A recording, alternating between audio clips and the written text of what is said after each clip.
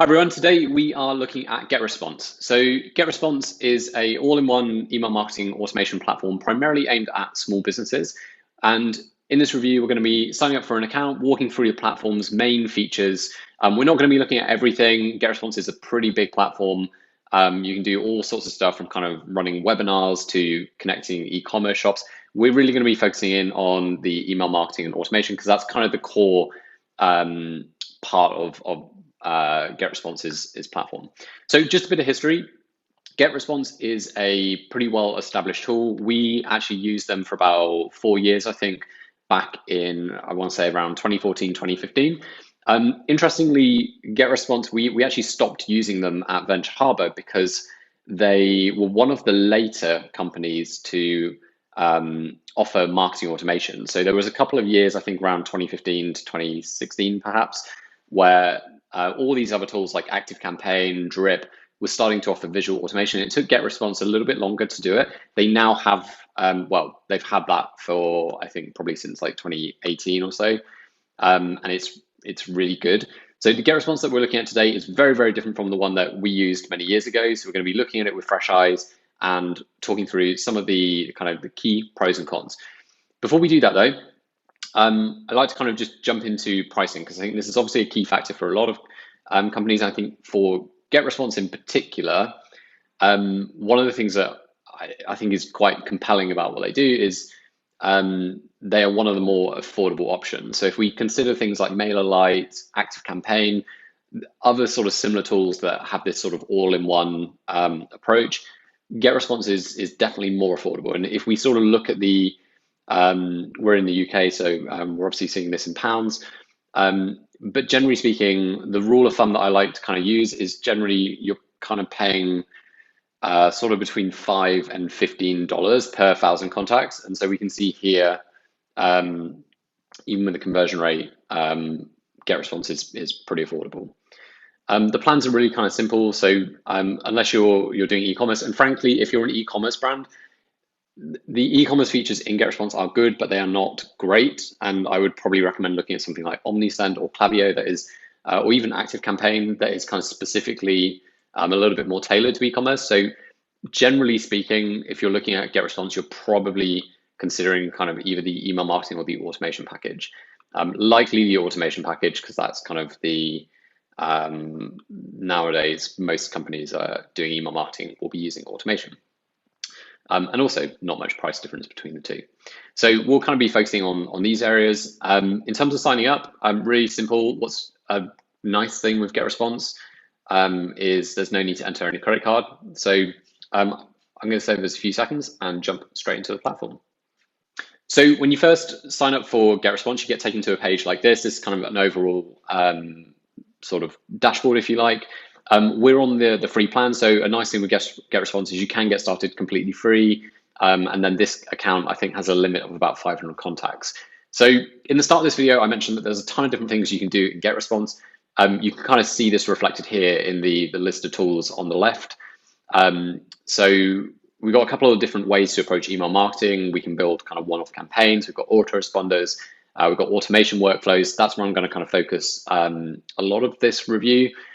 We'll take a look at some of the list management features and uploading contacts. And then we'll probably briefly touch on landing pages, forms, pop-ups, and reports. The other areas, just to kind of touch on them, we're not going to spend too much time in this review, but we've got e-commerce tools, which essentially you can kind of connect GetResponse to Shopify or PrestaShop, WooCommerce, and pull in your e-commerce data if you wish. We have webinars, which we can run inside GetResponse. Conversion funnel, which is kind of just a sort of funnel reporting that you can set up. Paid ad retargeting, which is pretty handy. And then we've got chat and a few other kind of options as well. But let's start with list management. So this is not the most interesting kind of area of GetResponse, but it is generally the first thing that you do when signing up with an email tool. So I'm just going to create a list and start an import. I've got a list of contacts that I've created already. Should have 20 contacts in it. So I'm just going to click this, upload, and if this all works, then we should see, yeah, it's auto-detected, the emails, the names, the companies. this is a really nice thing about this. If you've watched any of the other email marketing review videos we've done, generally speaking, I'd say 9 out of 10 times the email marketing tools struggle. If you have the full name in one column, it struggles to kind of break it into first name, last name. We don't have that issue here. So GetResponse have automatically picked up, this is kind of just the full name. So we'll import that, and should take a few minutes, and then we have our list. Yep, so that's all done. So if I now go into this list, we should see we've got all the contacts here, and we can go into any contact and see information about that contact. Once we've sent that contact emails, we'll see all that kind of history here, as well as kind of any extra information and tags, that sort of stuff we add. Obviously, it's pretty blank at the moment because this is a new account and we haven't sent them any emails. So with that said, we'll jump into email marketing and take a quick look at building an email campaign. So if I create let's just do a quick test email, we'll add those contacts. So our test list as the contact, set that up. And first thing we'll kind of take a look at here is the templates. So GetResponse templates are okay. Some of these are quite nice, others look a little bit amateur. But in general, they all seem pretty usable. And as you can see here, you've got a pretty good variety to choose from. So I'm just going to pick one that looks quite sort of nice and like something we'd use. So let's go for this one. And so now we're in the visual designer. So the GetResponse visual designer is one of the better ones I've seen. Generally, most email marketing tools have kind of all converged on having something pretty similar. So generally, whichever tool you decide using, you will see something pretty similar to this. But the GetResponse one, I can't quite put my finger on it, but it is really nice. It kind of just does everything you kind of expect it would. Like it's just quite nice and easy to use. You can sort of, as you'd expect, just kind of point and click. We've got a lot of the sort of standard things. So we can hide sections on mobile, obviously drag and drop, as you can see. We've got merge tags up here. So if you want to kind of add personalization, you can sort of just click on the personalization tag and then drop it in. One feature you don't have in GetResponse is the ability to kind of have ActiveCampaign call it conditional content. So you can sort of say like this content block only show to these kind of users. So that's something I do kind of miss, but it's not the biggest deal. It's just sort of a nice to have. But other than that, everything pretty standard. We've got emojis. The content blocks in GetResponse are pretty good. So here you can sort of see we've got the basic ones like videos, custom HTML, text, images, etc. We've got a few e-commerce specific blocks as well. You'd need to be on the higher plan to be able to pull in things like recommended products, because that's obviously connecting to your store and then pulling that information in. But in general, the basic blocks that we've got are pretty good. Again, we don't have any of the sort of really advanced things. So platforms like ActiveCampaign and ClickFunnels, for example, you can have things like countdown timers, which are really nice. But yeah, no, I'd say like 99% of kind of email marketing design, you're just using like buttons, images, videos, text, etc. So this is absolutely fine for most use cases. So we'll just go move on to the next bit. I do just want to kind of take I'm just going to save that as a draft and take a quick look at the A/B testing options that we've got. So if we go back to newsletters, here we can go to A/B test. So we've got two options of what we can test here. We can test subject line and content. Nowadays, this is kind of probably on the more limited side. Again, if we're looking at something like ActiveCampaign or HubSpot, you would expect to be able to test things like send time. You would expect to be able to test who the email is from.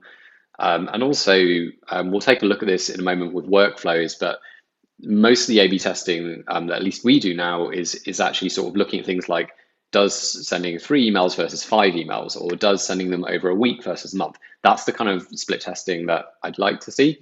But this, because we're just looking at newsletters and kind of one-off campaigns here, you can sort of see we've got these two options to play with at the moment. So essentially what we do is we would create a variant as we just did using the designer, we then create a second variant and then set up that test. And we can sort of control the split as well. So we can see maybe if you've got a large list in particular, you may want to A/B test your email on, say, 10% of your list and then send the other 90% the winning variant. So quite a nice way to sort of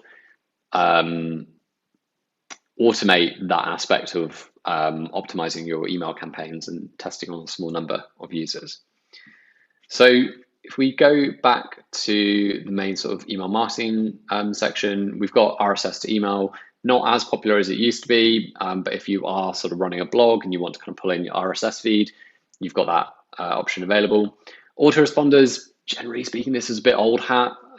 Most drip feed email campaigns now are done using workflows, but you can see here we do still have autoresponders, which essentially you can say on day 1 send this, day 7 send this.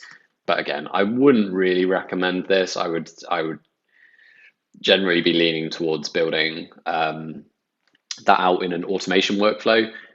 The main reason being that in an automation workflow, you can add filters, you can add segmentation, you can do a lot more to sort of, rather than just say on day 7, you can sort of make sure that you are sending the right message to the right people. So we'll jump into workflows now and take a quick look at how this works. I'm a big fan of the GetResponse automation builder. It's, as I say, GetResponse were one of the last of all the kind of big major email marketing players. GetResponse were sort of quite late to this game, but they have built something quite unique, and I think they've done a really good job of this. So here we can see, before we get sort of dropped into the workflow builder, we have a series of templates that we can use. These are kind of good, I think, if you're quite new to building automation workflows, these are quite good to just sort of get a bit of inspiration, but also get a bit of a handle on how what the options are for things like conditions, triggers, actions, and how to actually kind of go about building them. So we can see here, like, each one's got a preview. You can sort of get a bit of a gist of what's going on.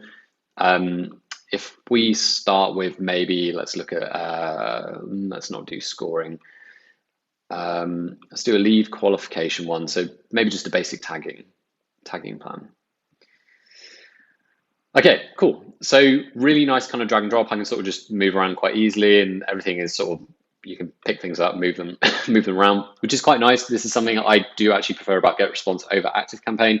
ActiveCampaign sort of automatically decide where things go, and sometimes, particularly if you have like 10 triggers or lots of things going on, you end up with all these kind of lines becoming a bit like spaghetti. So I quite like that you can sort of try to keep this sort of looking a bit sane by moving these things around.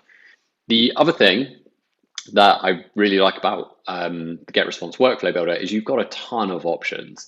So if you look over here on the right, we've got quite a few different conditions that we can use to start this workflow. So all the standard ones, like if someone subscribes to a list, or if they open a message, or they visit a certain landing page. But we've also got some of the e-commerce specific ones. Of course, you will need to be on the e-commerce plan, but you can do things like if someone buys a product, or they abandon the cart, or their billing status changes, we can use those as events to start a workflow. Also things like tagging as well. You can see we've got quite a few options to choose from here. Then if we move on to the actions, again, we've got quite a few things that we can choose from. Unfortunately, as far as I'm aware, I don't think you can trigger SMS messages from GetResponse, or at least we've never used that functionality when we've used it in the past. But we do have, of course, all the email messages as well as push notifications. We can also do quite a lot of list management here as well. So we can update fields, we can move people to lists, we can add tags, and we can change their lead score as well. So you've got all these options over here, and then filters. So I mentioned filters are kind of probably the main reason to use workflows over autoresponders, because we can sort of have qualifiers like, a simple one would be if they haven't given consent for GDPR. You would not want to then send them a series of marketing emails if you haven't got consent. So we can look at things like consent status. We can also look at any field and sort of say if it matches, if that field is present or it's, matches certain criteria, send them these emails, otherwise go over here. So we can sort of just add one here, and I'll just show you kind of how this looks. So we can just pick one up, connect the dots, click on here to then set this up. So this is just very arbitrary, but we can sort of let's just do like a split. So this is just splitting people 50-50 one way. So I might add one message here and then create another message and then send the other 50% over here. And essentially this is kind of like a mock A/B test because I can see which of these emails performs better and then send 100% of the traffic to that one. So again, this is something that surprisingly, considering how good a feature this is, and if you imagine all of your emails in your workflow being set up as split tests like this, you've kind of got this like automated optimization going on where while you're focusing on other things, all your emails are kind of being A/B tested, and then you can come back later and pick all the winners, and then your workflow should perform a lot better. That's a pretty powerful feature, and I always find it really surprising how very few email marketing tools actually offer this feature. I know ActiveCampaign do. It's one of my favorite things about ActiveCampaign. HubSpot, technically you can, but you have to pay, I think, like an extra $100 or something for a third-party app. It's not as common as it should be, but nice that, again, particularly considering how affordable GetResponse is, it's really nice to be able to have that feature. So that's broadly it in a nutshell from a workflow perspective. Obviously, you can sort of imagine, you can spend huge amounts of time building out these workflows, and particularly if you're kind of really integrating this quite deeply into your company, there are so many different use cases for all different kind of stages of customer contact lifecycle where you can build workflows to automate your communication. So I'm a big fan. I think considering they were a bit late to the game, I think GetResponse have done a really good job with this. So I'm not going to save that, but I am going to jump out of the workflow builder and we will take a quick look at forms. So nothing too special to say about forms. We've done quite a lot of sort of custom integration in the past with GetResponse. Their API is really easy to use. It's quite a pretty straightforward one. The forms are forms. If you want something fancy, I would go for something like Typeform and kind of integrate that using Zapier or a native integration. But if you're just looking for kind of a basic sign-up form, it kind of does everything you would expect it to do. Again, it's using the same editor as the email templates. So everything is kind of drag and drop, and we can sort of just click an AR and type. So all nice and easy if you're, don't have technical expertise. If you do have technical expertise and you're comfortable with things like CSS and getting into HTML, you can, when you embed this or publish it, you get the raw HTML, and then you can sort of use that to embed it. I also believe GetResponse have a WordPress plugin, if I remember rightly. So if you do use WordPress, you can sort of just enter a code and it will pull in the form that you can embed.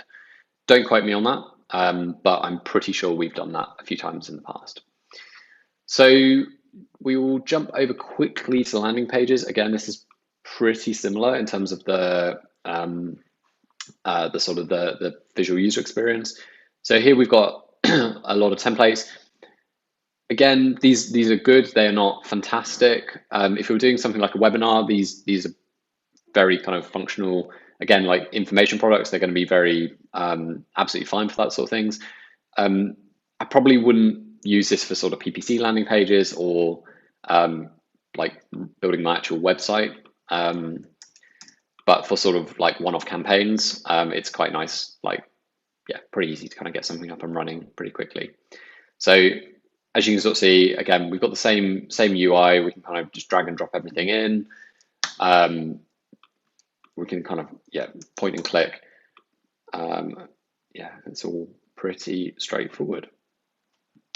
In terms of options, so we've got countdown timers. We can import videos, social links. We've got buy it now buttons, HTML, shapes, buttons, text, different kind of forms. Then we've got some of the e-commerce options. The reason I'm kind of learning as I go along with this one is we've never used the landing page functionality. We've tend to sort of stick with either building things directly in WordPress or using something like Unbounce or lead pages, that sort of thing. But it is there, and it's, yeah, as you can see, all pretty straightforward. So the last area that I think we will take a quick look at is the reporting. Obviously, we've not sent any email campaigns out here, so there's not an awful lot to see, but I was hoping we might be able to see a little bit of kind of like empty state stuff, but it doesn't look like it. So maybe we'll skip that. But yeah, that we'll probably leave it there in that case. Actually, I will touch quickly on the conversion funnels just because this is quite cool. So essentially what we can do, if we do, let's just do a standard opt-in funnel. So we can create a funnel, and then you can connect these to different sort of things in GetResponse. So we can connect our website or a sign-up form to different steps, and then you can just basically have like a one-page report to see your data, but a little bit more in context and in a form that you can more easily share with your team and sort of see it kind of all in one place. Not a deal breaker in my opinion, but a nice to have. But yeah, if you have any questions about GetResponse or you've used it in the past and have any kind of feedback that you want to share, feel free to drop it in the comments below. Otherwise, I hope this has been helpful, and yeah, until next time. Cheers.